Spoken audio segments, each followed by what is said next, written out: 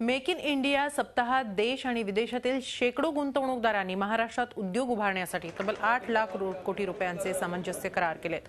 गुंतवणूकदारांची पहिली पसंती महाराष्ट्र असल्याचे यावरून स्पष्ट होत आहे। त्याशिवाय मुंबई आणि परिसरात 4 ते 5 लाख परवडणारी घरे बांधण्यासाठी आज विविध विकासकांबरोबर देखील सरकारने करार केले। खासगी विकासकांना परवडणारी घरे बांधावीत यासाठी त्यांना लागणाऱ्या सर्व परवानग्या तातडीने देण्यात येतील अशी घोषणा मुख्यमंत्र्यांनी केली आहे।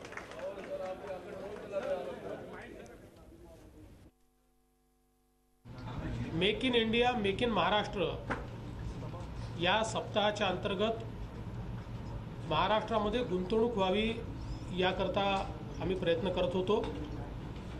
आज मला सांगताना आनंद वाटतोय की या 3-4 दिवसात जे MOUs आम्ही ज्याच्यावर स्वाक्षरी केली आहे, आता त्याच्या गुंतवणुकीची एकूण रक्कम झाली आहे जवळजवळ 8 लाख कोटी रुपये।